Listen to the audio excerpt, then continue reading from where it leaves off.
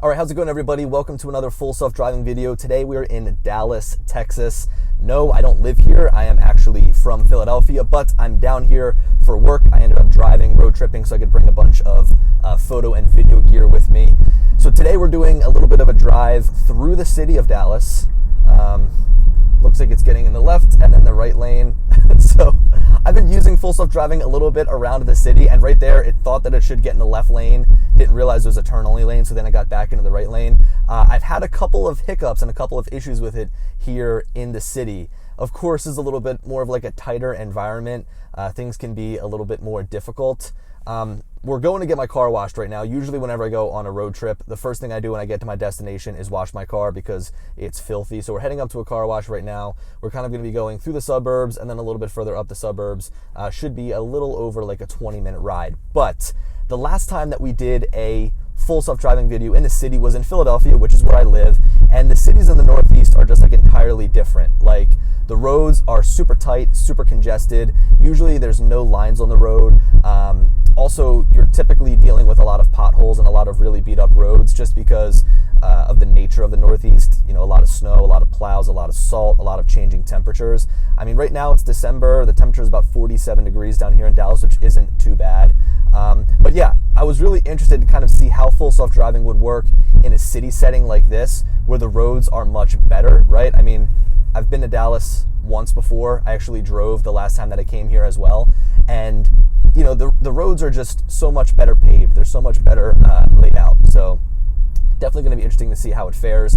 Obviously, it already had that little hiccup back there, but hiccups are kind of to be expected when you're using beta software. Now, I actually had a really cool idea where I wanted to like fully use full self-driving beta to try and get from Philadelphia to Texas, to Dallas, Texas, without trying to intervene as little as possible. But I actually drove through a really, really heavy rainstorm, and it was so heavy to the point where the cameras were getting blocked and autopilot wasn't actually working. So that's kind of a bummer. I really wish I could have done that. Hopefully I hit some better weather on my way back because I could try to do something like from Texas to Philly. But again, like the weather was just not cooperating. So I actually had to manually drive, I'd say probably 50 to 60% of my time on the way to Philly, from Philly to Dallas.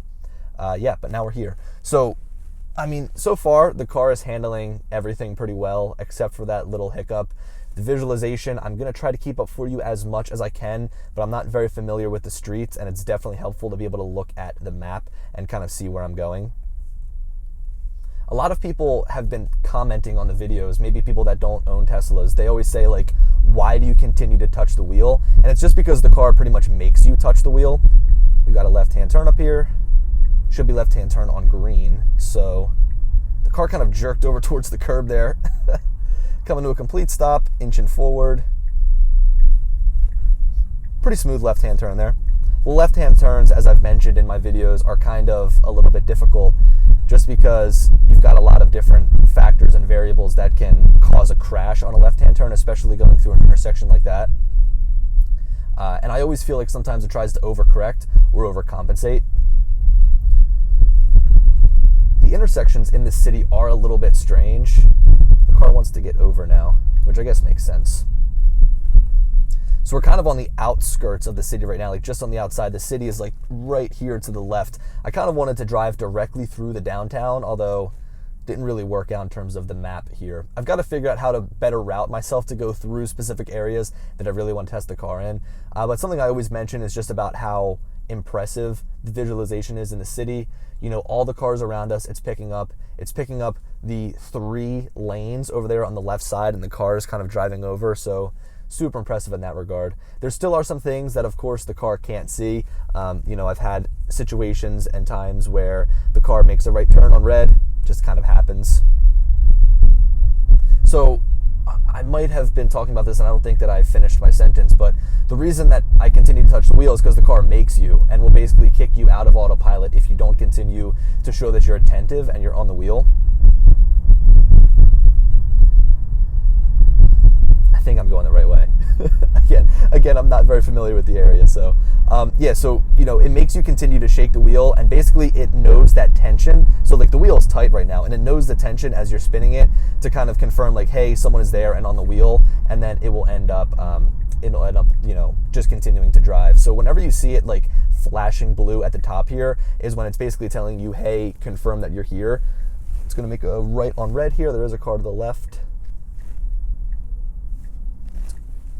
Good to go, but very slowly inching out. See, now it's inching out to the point where I'm almost in the middle of one lane, so the inching can sometimes be a little bit of an issue. I understand why it needs to inch out. It needs to make sure that no cars are coming. But again, that would have been a time where I would have like looked to my left and just fluidly known like, hey, nobody's coming, I'm good to go. All right, we got the green light here finally. So, I've been watching some other people's full self-driving videos, just kind of seeing everybody else's experience so far with the software. And I find it really interesting kind of seeing how the car handles all these different environments. That's why I enjoy going to new places like this in Dallas and giving it a try and seeing like how it fares. But I saw a comment, and this is actually on MKBHD's recent full self-driving video, where, they're basically like, it's kind of like babysitting an infant. Like you're kind of like sitting there letting the car learn how to drive in a sense. And honestly, it adds a lot of stress. Like this is not right now in its current version something that you would want to use every single day to get from point A to point B. Really, quite honestly, I think right now it's more of like a novelty feature, but just like that comment mentioned, it's totally true. It kind of adds a little bit more stress than you're probably anticipating on your drive, just because it's still so new, and it's to be expected, right? It's full self-driving beta. This road is a lot more bumpy than I would have imagined. I think there's probably some road work going on, that's why. But I mean, that commenter was like perfectly true, because you're kind of trying to be with the car as it's still learning a lot of different things. The braking can be a little bit tough, the turns can be a little bit tough. So this is just like such a cool view here of the entire visualization of the cars coming through, the person walking right in front, the person walking behind us. I know you guys probably can't see all the way back there, but it's just so cool to get this bird's eye view of everything that the car is seeing. And think about it, like you're almost looking at this and you probably think that the car has like some sort of camera really high up, but it's just building this whole entire model from cars around the vehicle from basically our height, right? Some of the cars might be a little bit taller than the driver. Okay, so I'm going to jump in here and I'm going to remove our next spot here. So I'm going to remove the waypoint, hit done, and let the car continue to drive. Man, there is like a ton of potholes here on the right side of the road. It's a rough ride. Yeah, get me over. Go ahead, get over, inch over. It wants to get in the left lane, but it's kind of stopping. So this is actually a road where regular full self-driving would work. Like if you didn't have the beta and if you were just running full self-driving, this would work, right? It would pick up all the green lights, it would pick up the red lights. I'm definitely gonna get in the left lane because this right lane is difficult. So the way that I got in the left lane is I just basically pushed the gear stalk or the turn signal down and the turn stalk down and made it get into the left lane, and it did that all by itself, so it has auto lane change. Look, as soon as I get in the left lane, it starts to get bumpy and the right lane is nice and clear. But yeah, so this is a road that regular full self-driving before the beta would have been able to handle, right? I mean, you've got the lines on the road, it would stop for red lights, it would go for green lights, it would just ask you for the confirmation, so you'd basically be there and you'd tap on the accelerator or you'd push the stalk down, it would push you forwards.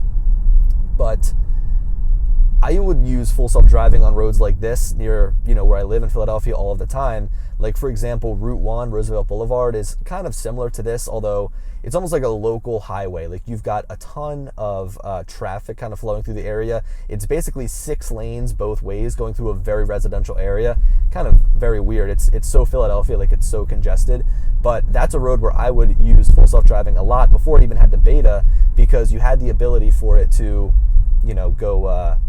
go through the stop signs, go through the lights. It would have been interesting if I was still in the right lane to see how it would have handled this this trailer here on the right side.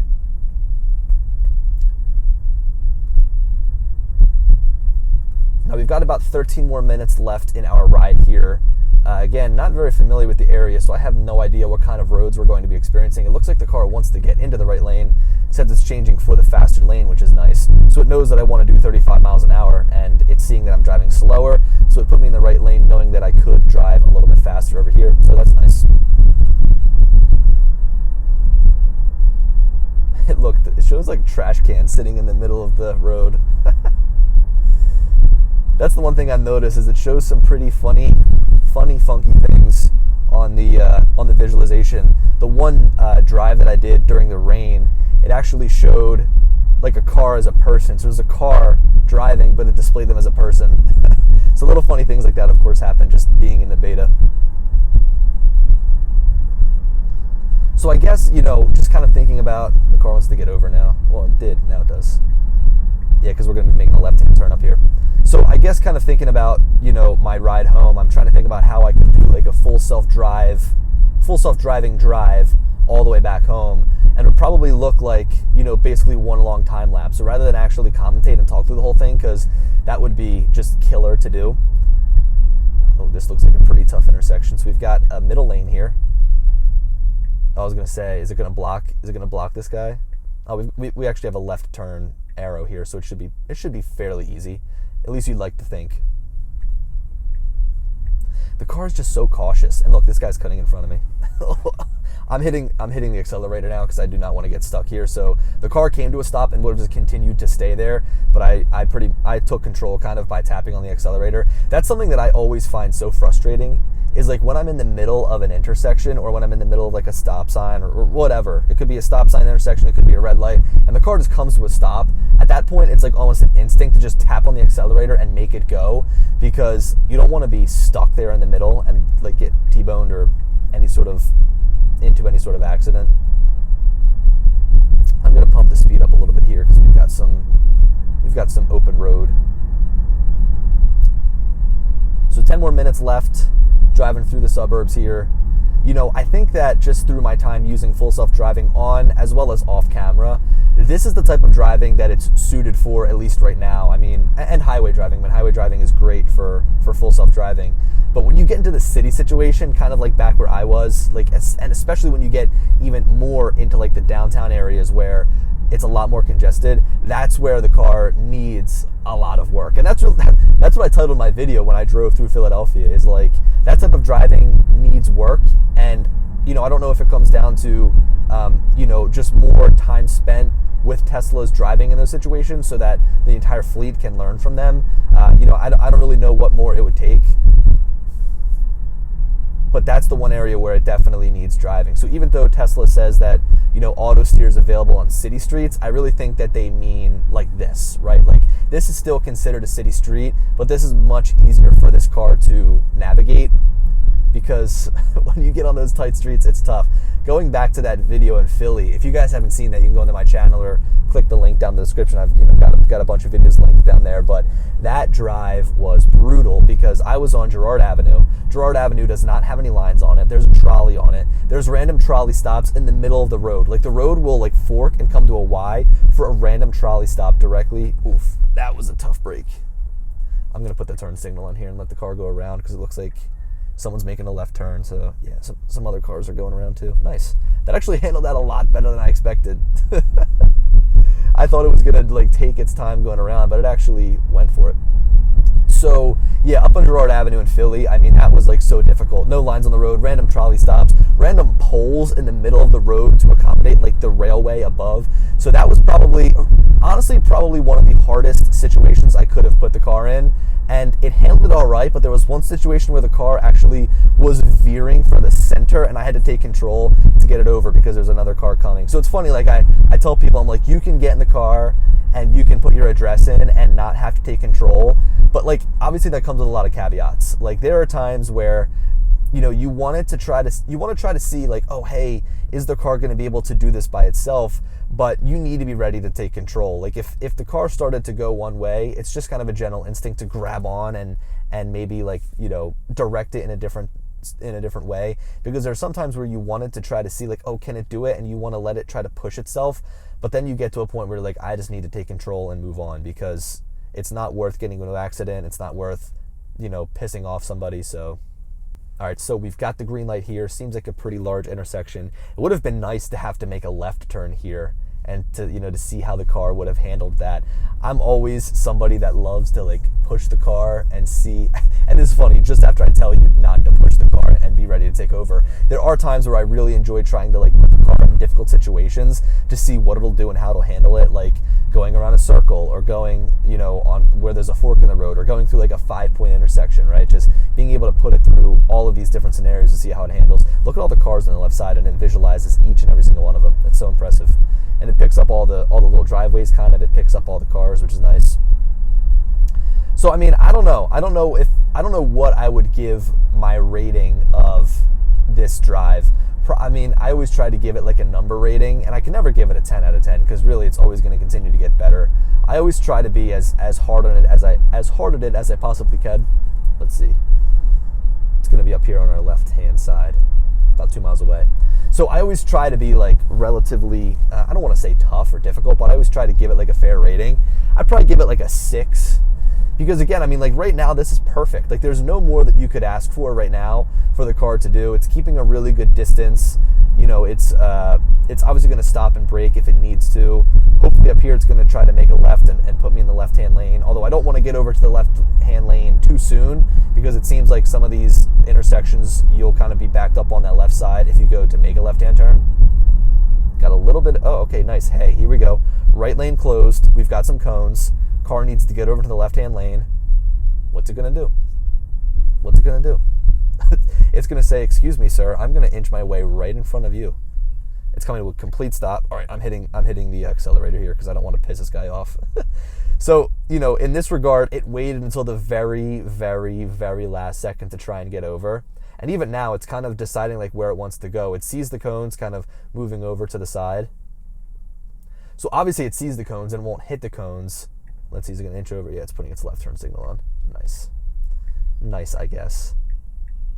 What's it want to do here? Nah. You're going to try to go... See, now it's kind of like thinking that this is all one lane, and it's trying to take up the entire width of the whole entire road, and it's just kind of stopping here, so... It always does that. It always puts its turn signal on, too. Like, if it needs to make some sort of extreme right or left turn, it'll throw its turn signal on at the most random times. The guy behind me is definitely like, what is wrong with this person? So yeah, like on these roads, handling this drive fine. Like I would use this every day if I was driving on these types of roads. But in the city, nah, definitely not. Way too crazy for the current version of full self-driving. You know, I'm running 10.69. I don't know the exact version number here, but you know, I'm not running version 11, which now, you know, today is December 16th. I've got no idea when version 11 is going to be kind of spreading widely to vehicles. I think that they're trying to push it before the new year. So it'll be cool to kind of see like where we're at now with version 10.69 and again, whatever specific version I'm on, and then testing that up against version 11. So we've got a little under a mile left to go here, and it looks like the car wash is going to be on the left side of the road, so we'll need to make a left. I will, though, have to jump out of the car before I get my car washed to take the camera off the roof because that thing would just pretty much snap right off. Wouldn't want that to happen. So that'll be where we end the recording, is once we kind of pull into the parking lot of the car wash. Now, you know, I'm kind of thinking a little bit about the drive that I said, you know, driving from Philadelphia to Dallas or vice versa, and trying to do it fully autonomously, fully by itself. And there's going to be times, obviously, when you like pull into an or pull into like a shopping center or something where you need to take control, because the car can do it for, you know, the most part. But when you're trying to pull directly into a parking spot, like it doesn't know that yet. Like I wouldn't be able to say, take me to a supercharger, and it would back me into like the next open supercharger. It would actually, you know, just pull me into the parking lot and kind of come to a stop. So there would be a time where like when you pull into the parking lot, you just kind of take control, get in, and then like, what do you, I guess, as you pull it out, you'll go and you'll put your autopilot back on or your full self-driving back on. It's hitting the brakes a little bit hard here. I'm going to throw the map back up, just kind of see where we're headed here, so you can kind of see the map and the visualization view. At this time, also, Tesla's rolled out their holiday update, and I have not yet received that holiday update, so looking to get that. All right, so once I get in the left lane, and here, like, the car could have been into the left-hand lane like 10 times over now, but it's being so careful. So now it'll jump here into the left turn. We've got a yellow. So it's gonna make a left and then a left. I'd probably just totally end the recording now, but I kind of want to see it make a left and a left. All right, got the green light here, got a green arrow. This person is just kind of taking his merry time. You know, this target right here is called a super target, and I've never seen it called a super target before. See, I would have made that. I would have absolutely made that, but the car didn't go. I've actually had the car run a couple of red lights, like it's timed it wrong and it's been on a yellow and then it's gone and turned. Now look, had that person gone immediately when it was a green light, yeah, different story. We would have been through the intersection. But now it's interesting, right? We get to actually see all the cars coming towards us, highlights every car in blue, and as they pass, it takes that blue highlight off of them. Go ahead, you got time. Nice, a little bit of a tight turn, but it works. And then we're making another left. Making a left right here. Go ahead in. Wants to come to a stop and then make its left turn. Nice. Wouldn't it be great if it could drive me through the car wash? Nah, this is pretty much where it's going to end here. Okay, so thank you guys so much for coming along on the ride here in Dallas. I'm here for a couple of days, so I'll probably go and do another ride through like the very downtown section of Dallas just to try it out, as well as some of the highways. So stay tuned for some more videos on Full Self Driving here over the coming days, and thank you guys so much for watching.